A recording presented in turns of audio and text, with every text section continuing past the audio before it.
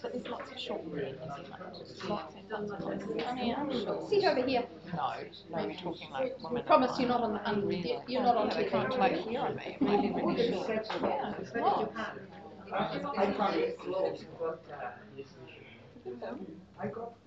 So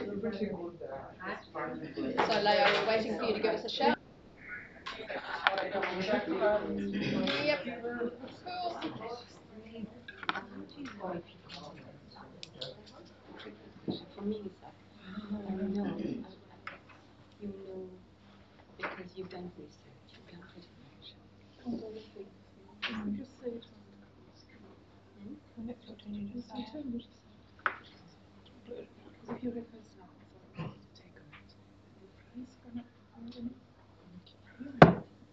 Marina, come and grab a chair around the side. Hello.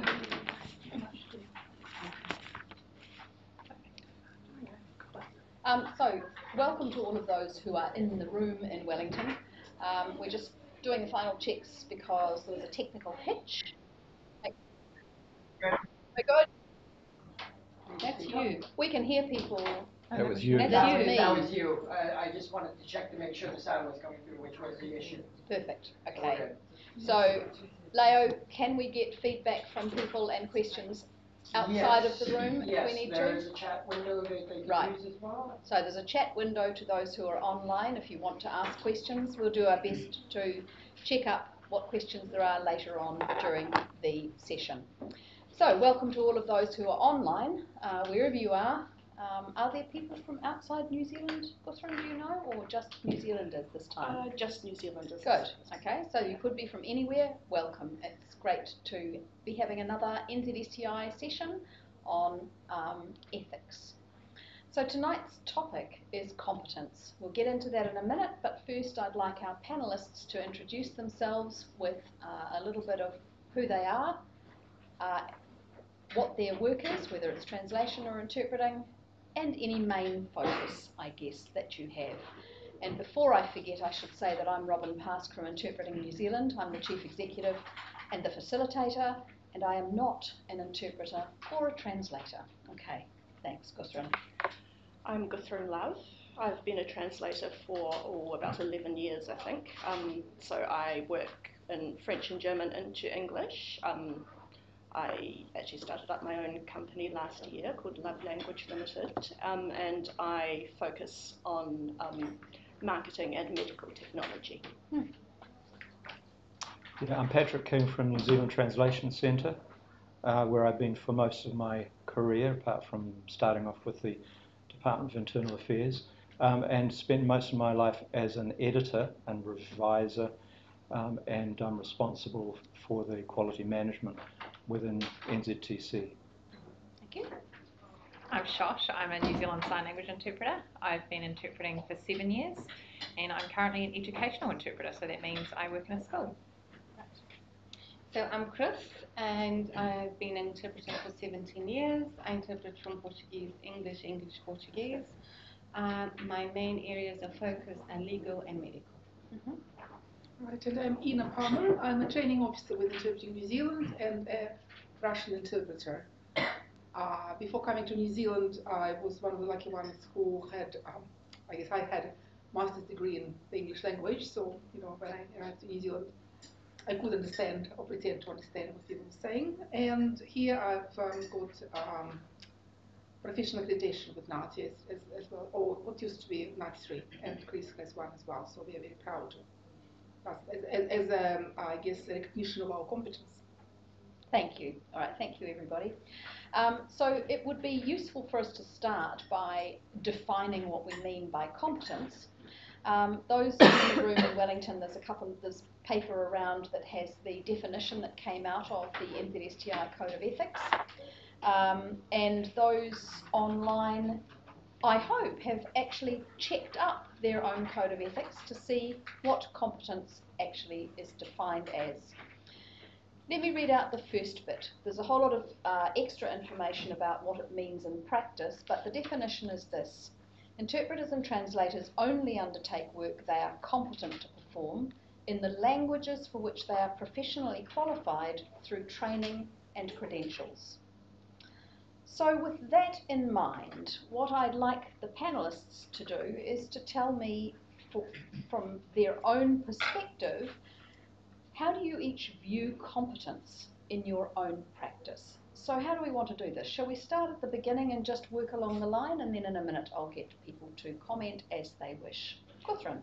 Okay, so for me, competence simply means, are you able to do the job? And I see that as a matter of personal judgment. So, for example, you might be a very experienced translator who's highly competent in, say, legal and financial translations, but you might be completely out of your comfort zone doing, for example, medical or pharmaceutical.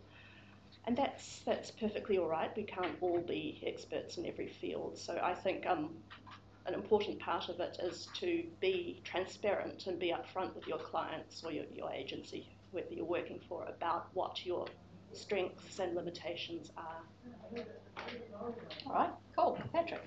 Okay, so looking at it from a sort of broader level, on the level of our own company and how we deal with that, we have the ISO standard, which lays out the competencies for translators, not for interpreters, and it covers translation competence, linguistic competence, research competence, cultural competence, technical competence, and domain competence. So all of those are obviously very important, and they would be generally established by the educational qualifications, the training that somebody's got, and also their experience. And just to throw in a couple of points that I've thought of, one thing is that translators have their work edited. I mean, certainly under the standard, the international standard, it's a requirement that all translation work is edited. So that's something that we do with all the work that is done. So your competency is checked, is reviewed in that sense as a translator. And it occurs to me that interpreters do not have somebody sitting there ticking off whether they've made a mistake or not. So that's an interesting difference.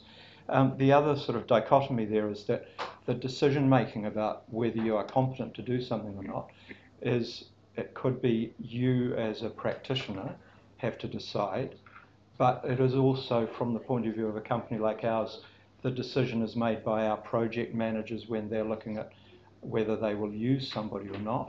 They have to decide whether that person is competent or not. And the other thing is that there is, of course you want to be competent to do something, but if you're not fully competent in a system where your work is edited and checked by somebody else, then there is more room there, more tolerance there for not being totally competent. So you might not be an expert in a certain field, but if your work is going to be edited by somebody who is an expert in that field and there was nobody else available, then that might be perfectly acceptable. So some thoughts there. And that actually is an interesting segue to Shosh, because I know that, so I'm going to ask you about competence in a minute, but I'm interested in the fact that sign language interpreters quite often work as part of a team. Mm-hmm. So in essence, they have someone observing them from time to time anyway. Yes, so teaming, it means if it's a job that's over 1 hour, you'll often have a teamer with you. So it's somebody else who is a sign language interpreter paired with you, and you'll see us shifting between the two throughout the period of time that we're there for. So yes, it is in a sense someone else working with you, but they're really, what you're doing when you're not interpreting is you're supporting the other person as well. So it's making sure that both of you receive the information and that you receive it well. Normally with jobs like that, we receive prep material. So there's things that we've read beforehand so that we are more or less competent in something that may not necessarily be everyday work for us. Mm-hmm. But talking about my own understanding of what competency is, I also agree with Catherine as well that it is a personal judgment. It's whether or not you choose to accept a job because you know what you're doing. Like when we were at university learning to be interpreters, they told us about jobs that were, I don't know if the word is easier, because nothing is easy when you're an interpreter, but jobs that you are more likely to be able to fulfill because of your background or because of things that you already know or history that you previously have. Like for me, medicine is an area that I find very comfortable. I understand the terminology, I understand the culture behind a hospital, I understand the culture of doctors and nurses, and I understand lots of little itty bitty details there. And I've done lots of extra professional development in medicine as well. So that's one area that I feel completely comfortable in. Yet if you ask me to go and work in a court, I'd probably be a little bit more hesitant because I don't often work there, and I choose not to because I feel that I'm not the right fit in there. And also talking about qualifications, as sign language interpreters, we come with, now the newer interpreters have a degree and I have a diploma in sign language interpreting, and that has, you know, even in the time that I've been an interpreter, that's changed to a degree. So they are reassessing that all the time, and that's something that's really interesting. And at the moment there's other things that are happening in the sign language world as well, so we're having more people observe, look at us to find where we sit in terms of competence levels as well, which is interesting. And somewhat disconcerting, I've no doubt, from time to time, but let's not go there. All right. So, Chris, your take on it? Okay, thanks. So I was sitting at home and thinking, what is competency for me as an interpreter? And I made some notes for myself, and I've classified into three categories, which for me are the most important ones as an encounter in my life as an interpreter. So the first one was a cultural competency, which is different to cultural awareness, and I'll explain that, what I mean. So in my language, in Portuguese, there are several countries. As Alda would know, I've got a colleague here as well that is also a Portuguese interpreter, also happens to be from Brazil, but Portuguese is spoken in many different countries. And so I feel that having a cultural competency in this field would be to perform well in different national environments. And what does that mean? It means that you understand the value of that language, the community you're interpreting for. For example, if I'm interpreting for East Timorese, person from East Timor, then the language value for that person would be different to the language value of a person from Brazil. And in terms of how widely is the language used, and also the history and the context in which the language is spoken. Can I interrupt? Can you explain language value to me? Yeah, sure. So in my mind, a language value is how much that language plays a cultural value in your life. So for example, for a person from East Timor, it's a colonial language. Yep. Yeah. So it might not play very much part of their everyday lives because they don't speak Portuguese. They're only learning Portuguese because they've been told to learn Portuguese. So, and that takes me to my next point. What is the level of literacy in their own language when I'm interpreting Portuguese for them? Yeah. So that's something that I really need to be aware of. So I hope that was clear what I meant. I mean, sometimes it's very clear in my mind. Sometimes I have to revisit this idea. But yeah, thinking about competency is like that. The next thing I thought is about category is about language competency. Obviously, we all know that we need to have good control of grammar, lexicon, and idiomatic expressions, which is quite difficult if we are, interpreting for a different nationality. Yeah. And also be acquainted with contextual knowledge, medical interpreting, legal interpreting, community interpreting, or educational interpreting, like Josh mentioned. And finally, I think the last category, which I think is very important, especially when I have interpreted in the past for Australia, I felt I didn't have the systems competency, which is being acquainted with the systems in your own country. How do things work? Which agencies are requiring your services? What are the governmental organizations that are required you to interpret for them? I think it's very important for you to know how to navigate through the system in order to have a seamless piece of interpreting. And so those are the three main competencies, in my view. And this is what these panels are so interesting. I start out with a list of questions, never knowing quite what to expect, but that's all of this is just so, it makes it so full and interesting. So thank you, Chris. Yeah, sure. Well thought out. And Ina? Right, yes, I'll add just a couple of details to make it even fuller. So not to repeat the linguistic and cultural competences, I would also like to say that interpreters, perhaps more than translators, also need to have very good people skills, or what we call soft skills, and of course all of us, we need ethical competence as well. And so at the moment it's quite topical, especially with Nazi restructuring the exams. So those, if we look at the word competence, effectively what we are talking about is probably skills that ensure quality of the product. And so those skills will be linguistic, cultural, and ethical. That's how they define it. And so if we add to this, to me, perhaps those three are one sort of bit. But what counterbalances it is also the one that I will be, and I'm very proud of it, is an emotional competence as well. So you might be really advanced in technology, and you may know everything about the system or whatever the appointment is about or the assignments, but if emotionally you're not coping with either the situation or the people you work with, or for whatever reason, then as always, as any other ethics really, competence is in the eyes of the beholder. So only me know that, only I know that perhaps today I'm not competent. So I will not be able to provide the best outcome, the best quality. So that emotional competency is quite often overlooked because we only look at, kind of like criteria that tick off boxes in terms of how technically prepared the interpreter is. And let's not forget that unlike our esteemed colleagues from the translating world, interpreters operate in two languages. So we don't always go into the mother tongue. But so you need to be perfect in not just the language, but those cultures and any other clash that really you have to avoid. So that's kind of like encompasses it all. As always, it's much more complex than it first seems. So my next question actually relates to some of the things you've already said, and that is, how on earth do you know you're competent? And I want to add something to that. You've introduced an interesting element that some days you may feel more competent than others. So how do you deal with that?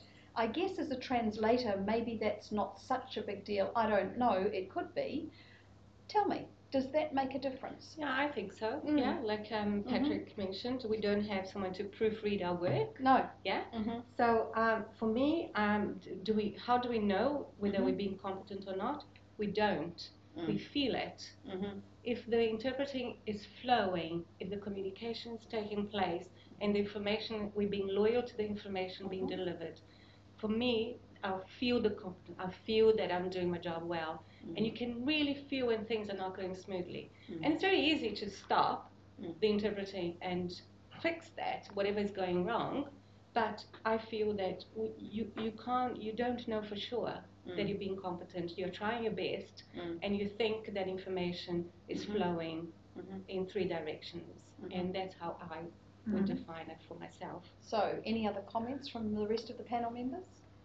I'd add on to that also that it's not just necessarily me that's the person who needs to be competent as well. It could be the other person. Absolutely. So on any given day, that person might not be in the right frame of mind, or they are in the right frame of mind and they're ready to receive an interpreter and ready to be part of that interaction, because it can be quite strange having someone that either you have met or that you haven't met in the room with you interpreting for you, and it's, it might not be the interpreter that you want, or you weren't expecting to have an interpreter that day, and then often that can be the first barrier, I guess, to the interpreting process, and that can also throw the interpreter off as well, and that can affect your competency level too, I think.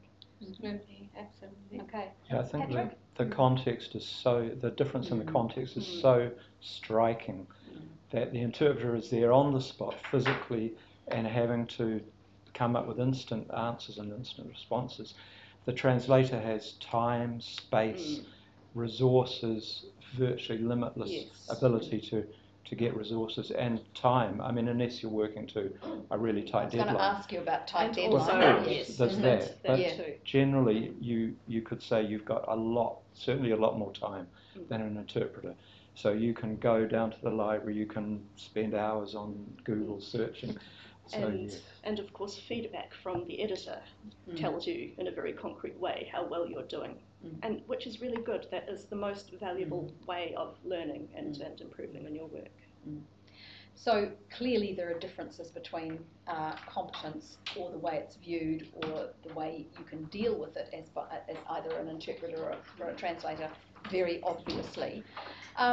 So if, as an interpreter, and I'm going to come back to translators in a minute, I'm not sure that it applies, you go to a job for which you think you are completely competent, so you turn up, for example, to a medical appointment which you know is at the eye clinic, and so you go prepared for, okay, it's eye vocabulary, let me think about what I need to know about that before I turn up.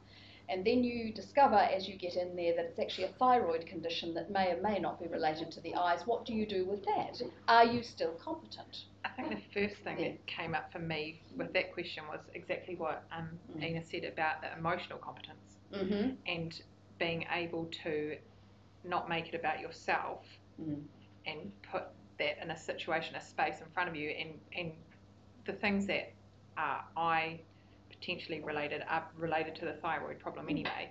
So if there's things that you don't understand through the process, then it's navigating that with the experienced professional in the room and having that emotional competence to say inside yourself and not feel I don't know what the correct term is there, like, I don't know. Terrified? Yeah.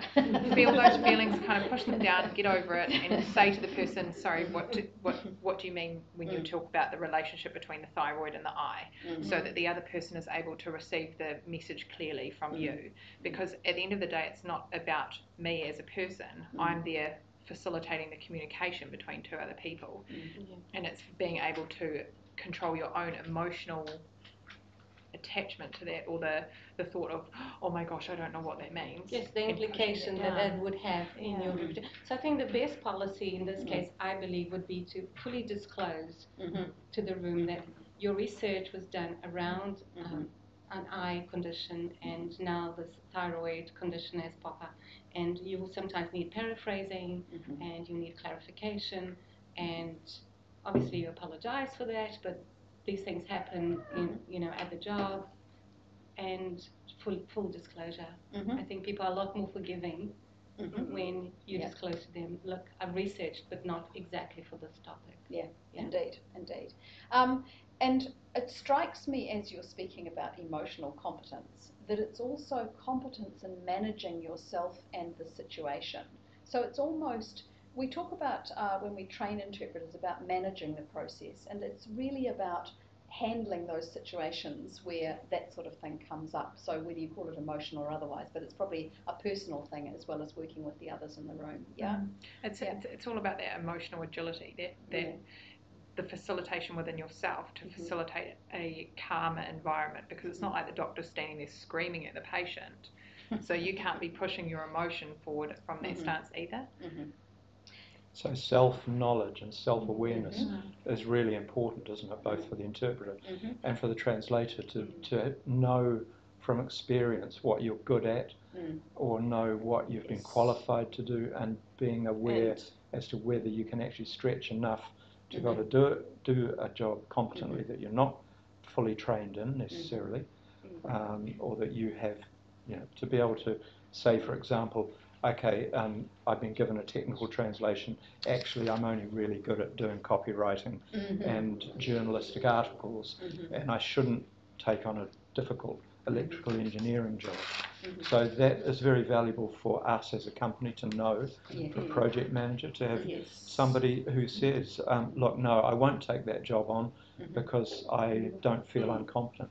Now that is a really useful and admirable ability to be able to acknowledge that and state that. Yeah, and I totally agree that, yes, okay, I know that somebody's telling me there are questions. So I'll turn around and face those in the room and on the screen in a minute. So In fact, I'll do it right now because I've got myself totally off track. So, questions. Leo, did you have one from someone? The question is how to know beforehand when you're competent for a certain interpreting task, considering that interpreters are not provided with much information prior to the assignment. Right, so here's a question about not much information prior to the assignment. How do you know you're competent for it before you go? And so this is the one where you get called to court, you know that you're competent in court interpreting, you've been there before, you've had experience, you've had training. You're told to go to the court to interpret for a disputes tribunal, and it's related to consumer rights. You get there and find that it's a discussion, a dispute between a private citizen who's had someone build a retaining wall, and they're disputing all of the details on the invoice, and it's all about retaining walls. So building a retaining wall, when you've never ever built a retaining wall in your life, you don't know the terms for it, what do you do? So it's probably about that. So I probably need to go to the interpreters, but if the translators have got anything to add, you're very welcome. Anna, did you want to talk to that one? I guess there's no recipe that fits all, but the best advice as always is that firstly you go with open-minded, to any court job, because whatever may pop up, and you just admit that you are not a builder, you're not an architect, you may not know some terminology, and ask for permission to clarify, and that's it. And you're not expected to know everything. So the hardest bit is, I'm sure all interpreters are familiar with the term mind freeze, when we just can't find the exact word, no matter how much you've prepared. It may happen.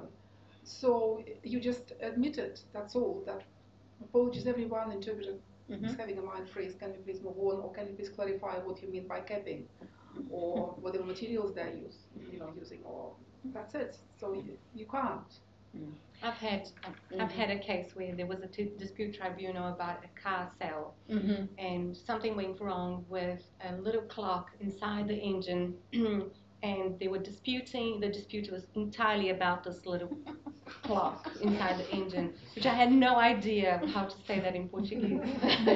So what I did is I paraphrased a few times, and then I just carried on using the English word. And so that it was very clear to the clients what that word meant in English, because it had been paraphrased. So these things happen. I'll just add, that interpreters have the luxury of having clients in front of us, so we can always ask them what they mean. And just going back to that thyroid issue, I know there are some languages which don't have a word for thyroid, and there may be other languages which perhaps lack other terms. So we can always ask the doctor or a professional perhaps to draw a picture, a diagram. So at the end of the day, it's their job to make themselves clear, so we are only passing the information. So if we're not inventing anything else, and so if you don't know the word for capping, you just ask them what it is. And if they can't explain, they can draw, they can show on a draft or something. But in those situations, two parties quite often know what it's all about, so you are the only one in the dark, not knowing. So I had a job which was, I can't remember, it was presented to me as neighbour's dispute or whatever, but it was out of Wellington, and sort of upon arrival, the referee, so I walked in and the referee had files, sort of like a library of files on his desk, and he said, "Oh, Madam Attorney, would you like to have a look through the material before we start, like in 15 minutes? And I said, do I need to? Sort of like, was panicking mildly. Anyway, so the whole hearing was about animal cruelty, which was not a neighboring dispute. I mean, it's not what you are preparing for, and the word in question was a dog run. So they were building a dog run, whatever that means. But both parties knew what it was, so and the referee did know, so I was the only one who didn't know. And so yes, the next question is, how much do we need to know to ensure communication? And perhaps we can leave certain bits, just unexplained to us, because we will be none the wiser, but they understand each other. So it all goes back to the basics, what the function of an interpreter is.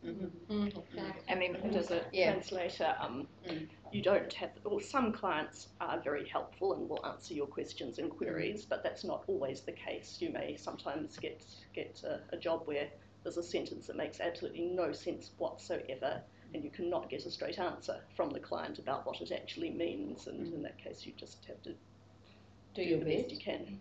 So does an editor or a proofreader pick that up, or would you just come up with some kind of agreement with the person for whom you're doing? Well, there may well be a conversation between the translator and the editor about it, and neither of us can make any sense of it. Okay, all right.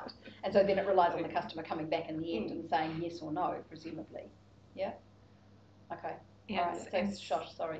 Sometimes in sign language, the sign that the person might use might be an older sign that you wouldn't necessarily use now, but often through the interpreting process you'll find that and you'll use the sign that the deaf person has given you. So instead of using the sign that I might potentially pick to use in that situation, that the other person, I would use their sign. Another thing that I was going to say is that sometimes we turn up to a job where the police are involved and the word like there was violence. Well, what sort of violence? And then it's kind of that the interpreter again is in the dark. So then me saying that there's violence or signing that there has been violence, and then the deaf person being like, no violence, when really they know that there's been violence, but it's because I haven't necessarily signed exactly what the violence was. So they're like, oh no, that wasn't me, because they know that the repercussion is if they get caught, then X, Y, and Z will happen to them. Whereas if they just say no, well then. So that's what you're talking about then, is an exact definition of the kind of violence we're talking about here, which is probably the same as other court work in other languages where you're talking about specific types of assault, for example, and if it's not specified, then it will make a critical difference. And in it has a lovely piece of paper with a question mark on it to remind me to look at the audience periodically. I'm the audience. You're the audience. Svetlana, please. I just wanted, it's not a question, I just wanted to bring another perspective on that situation when we're interpreting about retaining rules without knowing what they are. And I'm just calling to our responsibility for profession. Do you want to stand a bit further forward, and I think the microphone will pick you up. The microphone's there. Just stand next to me. Oh my God. Yes, I know you're at the front. I just want to remind, and it's for discussion. I just want to remind us that we're all professional and we have responsibilities for our competency, but we also have responsibility for our profession. And when we come to the situation, and it's about retaining rules, and it's not about a domestic dispute or any neighborhood matters, so we're not fully prepared for this because we were not fully briefed. I think when we admit that it's not what we are prepared to interpret on the spot, it actually puts agencies in the situation when they start thinking about proper briefing. So just for the discussion, sometimes when we admit that we are not competent enough to interpret in this specific situation, actually helps all other practitioners to get proper briefing. We would like that to be the case. We haven't quite got there yet, but we keep working on it. Yes? I'd just like to pick up on that because I feel that... So there's another question from the floor which I'll repeat in a minute.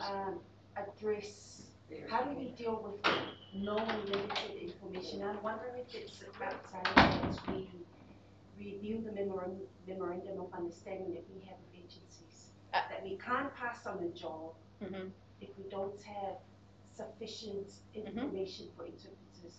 And yes, it's a long-standing question, Larissa. Larissa's asked if there's any way that we can sort of push back on agencies essentially and say we can't do jobs if we don't get information. The likelihood is we wouldn't get any jobs because in actual fact that there are some cases where they simply refuse to provide it. And so at that time, it's really the interpreter's decision about whether they're prepared to put up with that or not. But then that also remains a false expectation that interpreters should know everything. Yeah, absolutely. And what Larissa has just said is it remains a false expectation that interpreters always know everything. We do try to tell agencies about preparation. In fact, I phoned yesterday an organisation in Dunedin to explain that they'd given us some information about an interpreting assignment that was coming, but they gave it to us 2 hours before it was about to start, and it looked like it was going to be quite technical.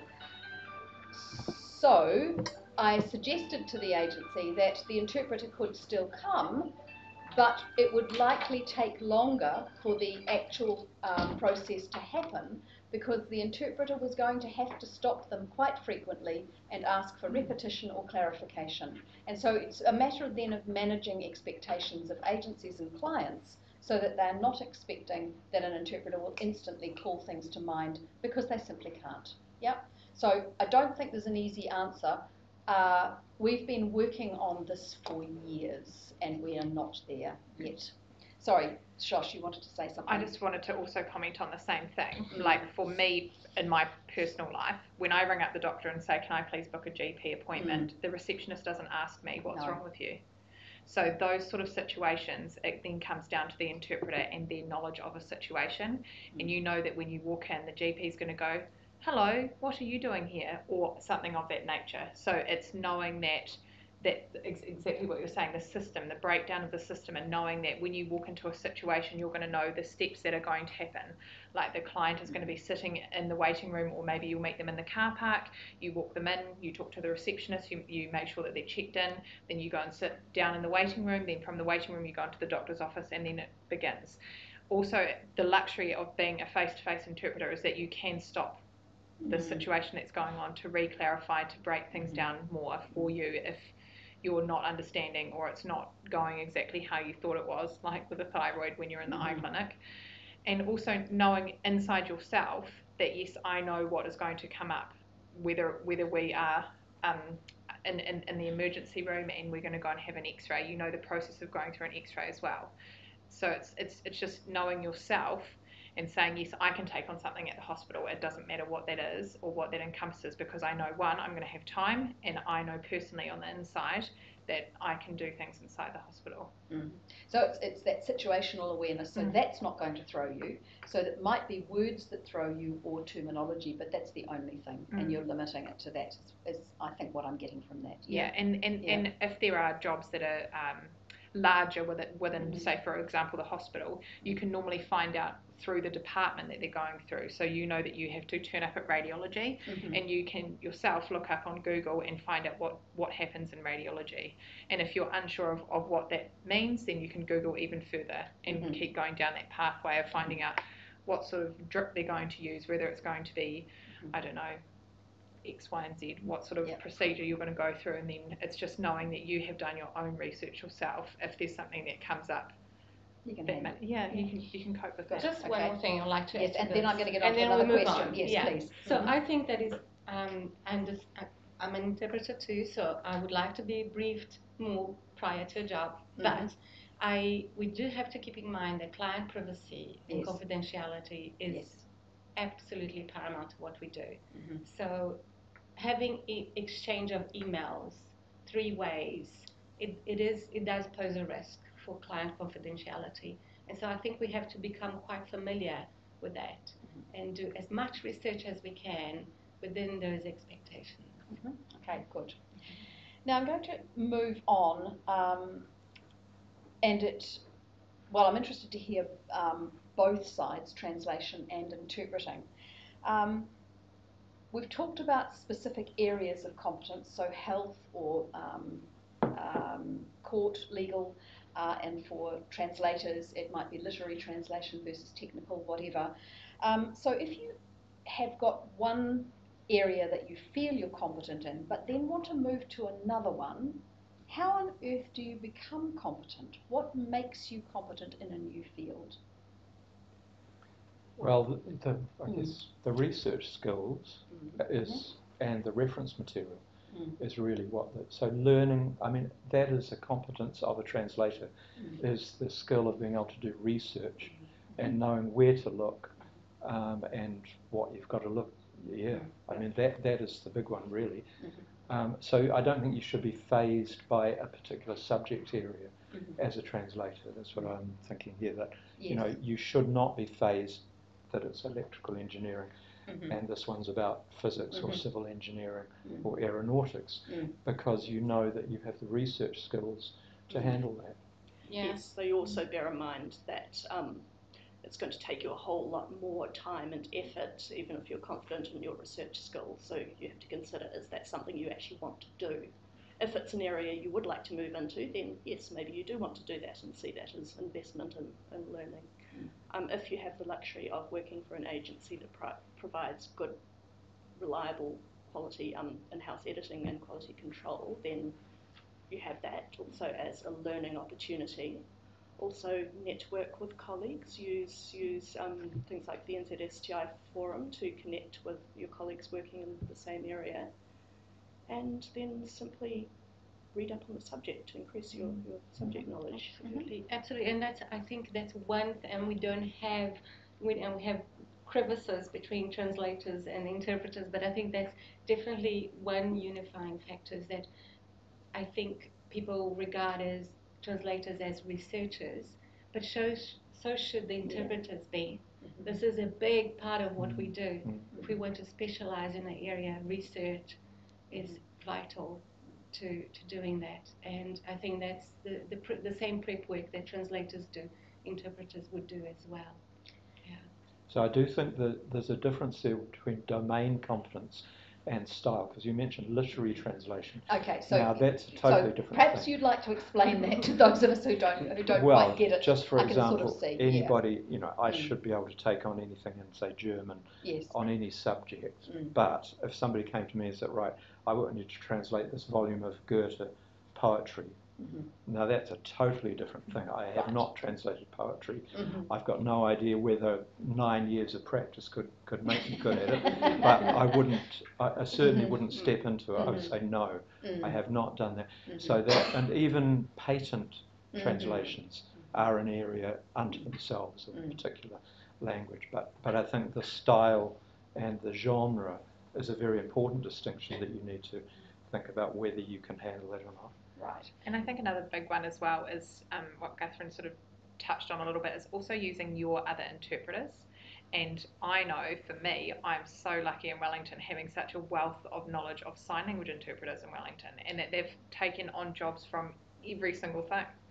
You know, and we even have famous ones too, just FYI. and so that for me is such a valuable resource, and that's another thing. It's about researching yourself, making sure you ask the right questions of the right people, making sure that you understand what that system is about, and then moving forward and putting your brave pants on and going, I'm going to do this, even though for the first few times it might feel slightly uncomfortable, and just saying, well, I'm going to get better because I'm going to do this.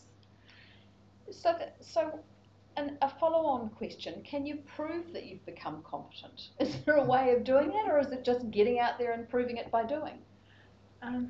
It's proof is in the pudding, really. And like for me, this is the second year that I've done educational interpreting, but I've had a break in between.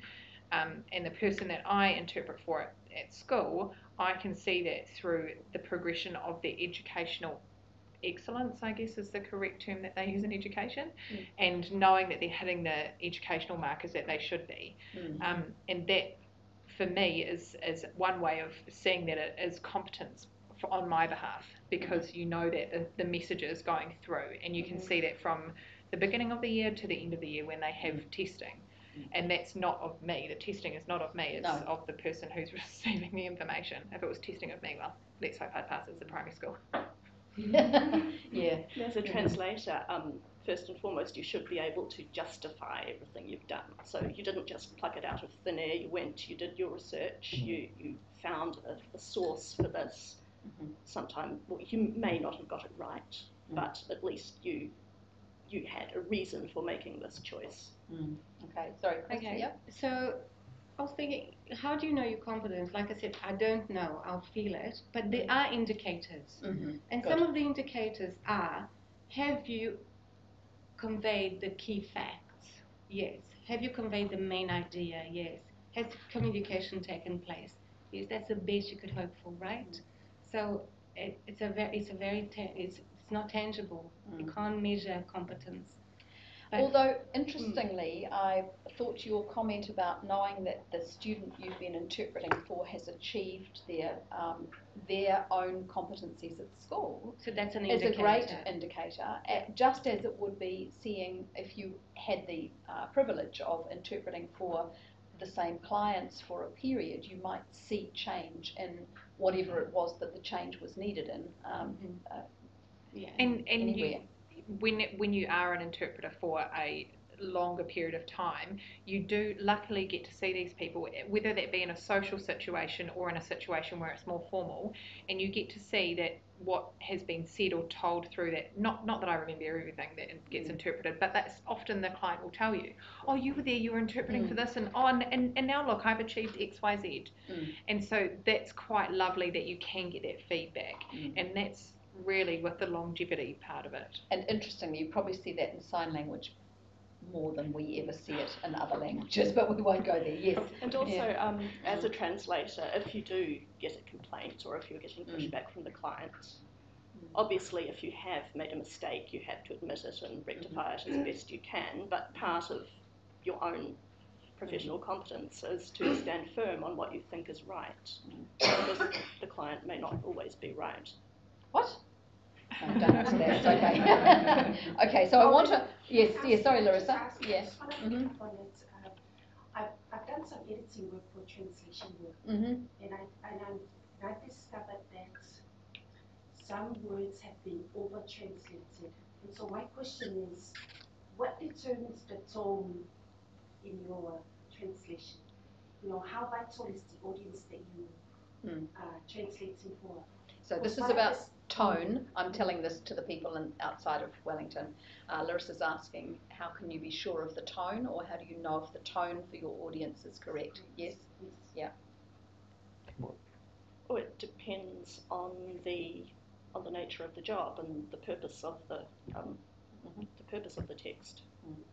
I suppose it would really depends on who you're targeting with that translation or with that piece of interpreting. Also determining what levels of literacy they have in their own language. Because like you said, you could use fancy words and over-translate and the message will not be conveyed. So having those things, keeping those things in mind and asking those questions. You know, who are the people that are going to be reading these pamphlets or this translation? And also, exactly what you're saying, like the level of literary knowledge beforehand of the person that you're going to go and interpret for, which also for me came with being an interpreter for longer and knowing what sort of level to pitch that at that person, which if another person walked in the door, I would pitch it at a different level. Patrick? So when we're selecting translators for jobs, then that is a big factor. Who is the audience? Is it for, say, 15-year-old young mothers, or is it for 70-year-old people worrying about whether they have bowel cancer? So that's going to we're going to use a different translator depending on the audience there. So that's part of the preparation of the job and the selection of the translator. So again, about competence for the job. Yeah. Okay. So going on from that, you've mentioned the word complain. So I'm going to ask you about that very thing, because as an interpreter, sometimes there are people who are watching you, who regard themselves as experts in whatever field it happens to be. It might be experts in the language, it could be experts in court procedures, medical technology, whatever. And what if they don't think you're competent and they complain? And it could presumably happen in translation and probably does as well. So how do you then go back and prove competence in those situations? That goes back to the principle of professional solidarity, right? So I think if you feel your work is being questioned, I think the first thing is that you should be really open-minded about it, because that's how we learn. We could all do better. But also making sure that there's a process in how that happens. And that's not always easy. Sometimes you're put on the spot. I've been put on the spot in court, where I've been asked to criticize the work of another Portuguese interpreter in front of the jury and the clients. And so I declined to doing so, and we did it behind closed doors. And so there's a process in which to do that. But I don't know how that would work for translators. But well, we have a testing process. I mean, generally we would say that a tertiary degree is the sort of minimum qualification in most cases, and then we do a test, and the test it could be a medical text or a technical text or a legal text. depending on what we think that translator is going to be useful for. And then we have a certain pass mark, and say 95% and above is almost perfect and hardly needs any editing. So that's quite a rigorous check for a start.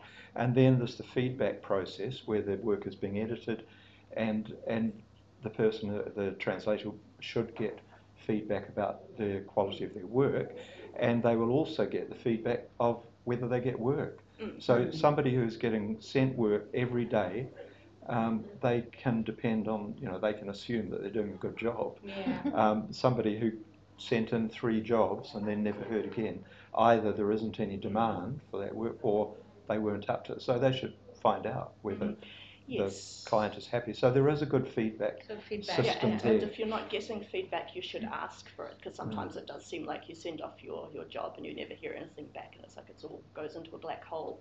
You should ask the editor for feedback if you're not getting it.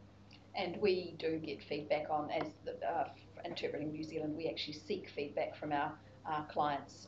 Each year we go through a review period for a couple of months to get feedback on our face-to-face jobs. So we do get that feedback as well. But that's not the oddball complaints that sometimes come in. Sometimes they are perfectly valid, and so we have to do something with them and therefore deal with it. Any other comments from the interpreters? Yeah. There were 3 things that I thought of when you said that, and that was emotional agility, empathy, and being able to explain. I think the empathy one is really critical, because often it's at the time, so one person or all people or whoever is upset about the situation and how it's evolved. So being able to empathise with that person and try and put yourself in their situation and try and see it from where they're coming from, and trying to take a deep breath and be like, this isn't actually necessarily about the interpreter, it's about the process that's just happened. And so to kind of try and think that it's not a personal attack on you, that it's as an interpreter, and it could have happened to any interpreter that was in the room, and being able to explain why you've chosen to interpret in a specific way, that's another thing. And having the backbone of yourself and being able to say, well, this is why I chose to do this type of interpreting. And the emotional agility is just having that flexibility within yourself to know that people are going to complain, even if it's the fact that it's sunny outside. Somebody is going to complain. They will, you're right. Yeah. So, Inna, did you want to add to that at all? I just wanted to say that the best formula is the one that we normally use when we are being sworn in court, so that I've interpreted everything to the best of my ability. Really, and leave it at that. And so perhaps, as you just mentioned, there is also a concept of qualifications. So we provide qualified interpreters who then deliver, to the best of their ability. And if someone can do better, good luck to them. Yeah. But quite often interpreters become a soft target because the client is not satisfied with the outcome. So the easiest way to, just to deal with their own dissatisfaction will be just to blame the interpreter for the wrong choice of word or something. Or the wrong verdict. Well, Yeah, no, it happens. It happens. Absolutely. Yeah. Yeah. Okay. Did anyone else any further thoughts on complaints? Because it seems that there's quite a difference between translators and interpreters in terms of competence, except that it seems clear to me that within each translator and interpreter there has to be some kind of feeling that they are competent to do a job. In other words, it is intensely personal, regardless of the qualifications you might have that say, tick, we know you can do this job. And I'm not sure which has more value or which more importance, or are they both equally important, the qualification versus personal. And talking about teaming again, that you brought up earlier, I think it's really nice for me to know within myself that I have the same as someone else, that I'm qualified to a degree someone else, and that I'm, even though my years may be different, knowing that we have the same kind of grounding, the same understanding, that same basic knowledge to then move forward with a job. And for me, knowing that that's what my grounding is, that's a really great place to come back to all the time. And that makes me feel confident in taking and accepting things, because I know that there is a qualification behind me that supports me through that. Cool. Yep. Yeah, I agree with Josh completely, and I think that through Interpreting New Zealand we are always encouraged to to go further with our training.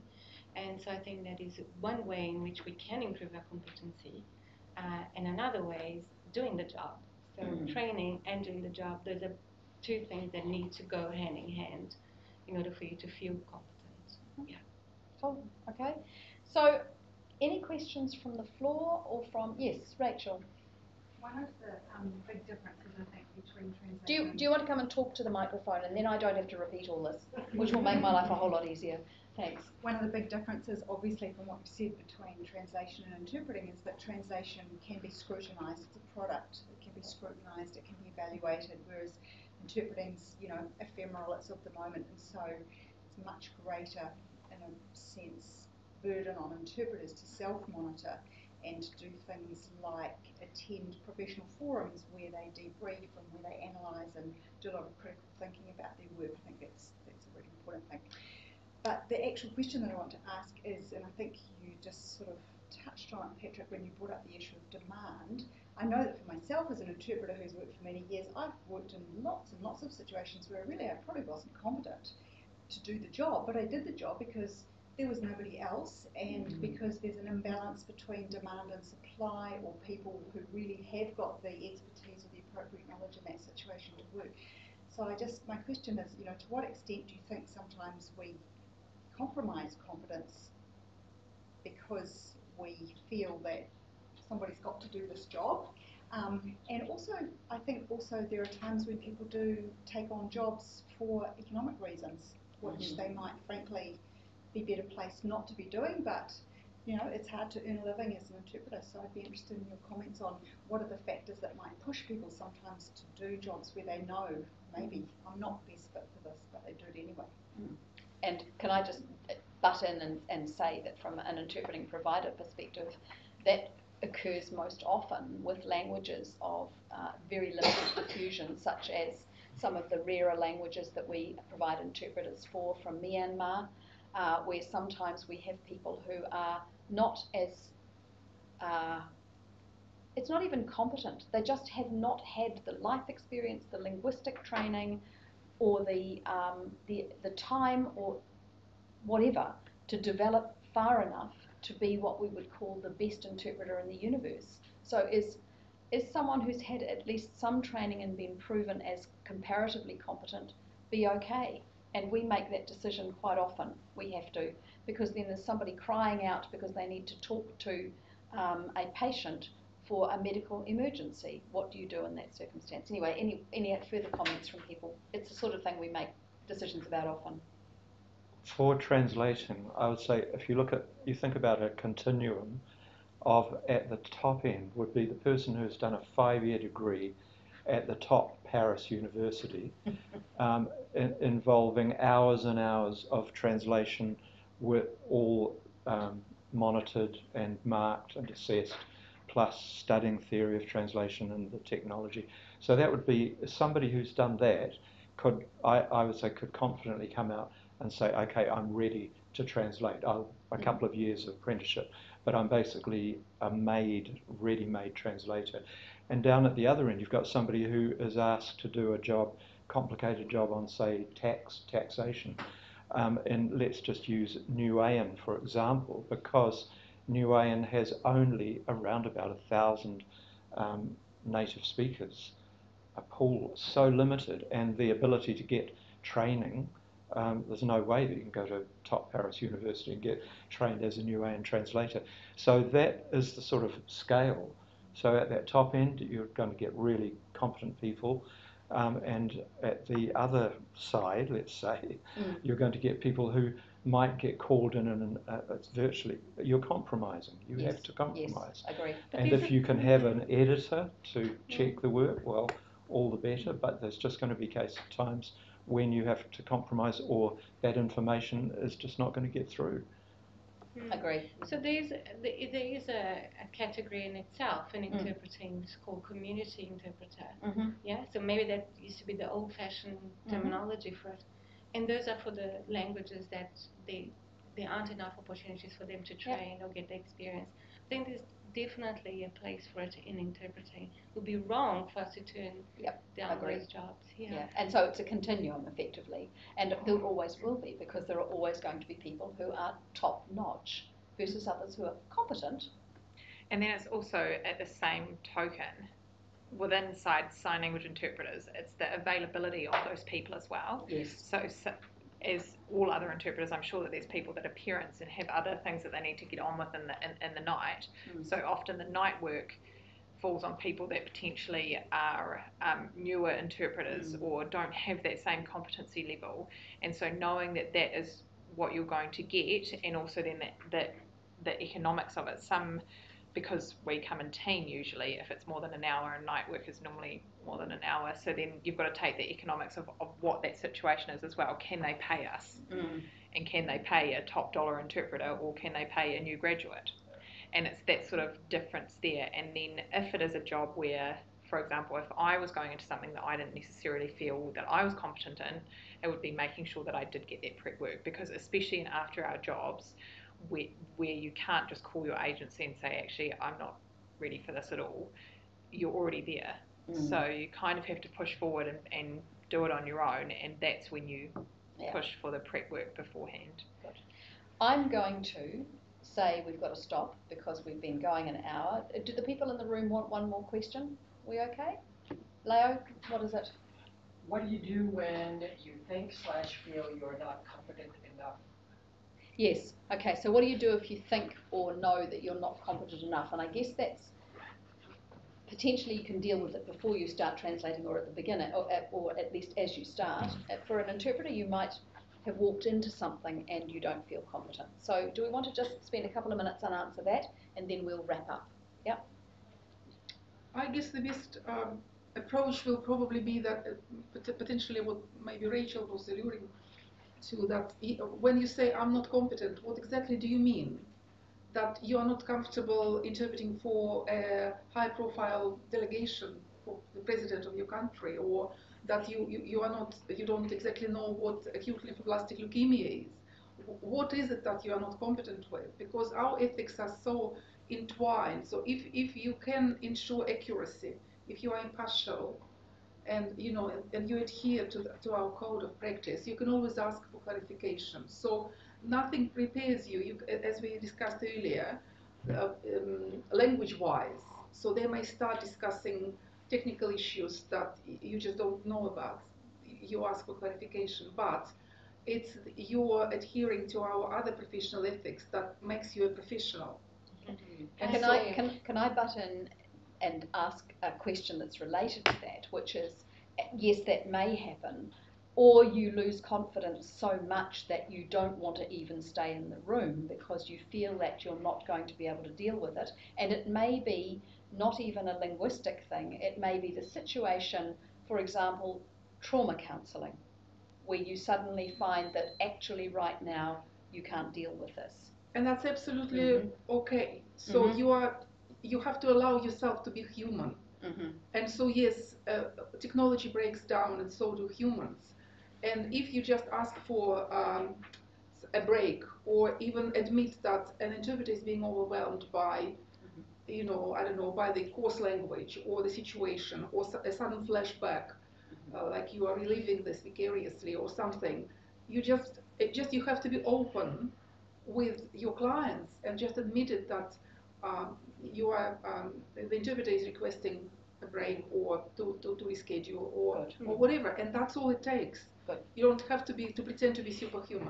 Thank you. And one last comment. Similarly, thank you. exactly the same as a translator. If you're offered a job, let's say a patent application or something that's completely outside of your comfort zone, decline it. And if you do get yourself in a bit of a pickle, if you've taken on something and then you realise that it's just outside of your capabilities, talk to the client, tell them the situation. You just had to be open about it. There's no other way. And sorry, Patrick. Quick. Okay, I just want to say that saying no can be very good, even though you might think, oh, I'll never get any jobs again. We have one client who we said no to because we said under these conditions we can't perform as we would like to, and they have forever been eternally grateful that we said no, and they always remember us as the people who said, no, we won't do that for quality reasons. So it can be really appreciated. Agree. And it's a very valuable thing for a client. Absolutely right, yes. So Shosh, last word? So 2 things. Emotional agility is really important in this situation. You have to just emotionally put that aside, and you are not there as yourself. You are there as the interpreter, and having that knowledge inside yourself that you can, yes, it's going to be uncomfortable for 1 hour. You can go back and out into the real world, and that's not your thing to deal with any longer after that. Thank you. Chris, did you want to say one last word?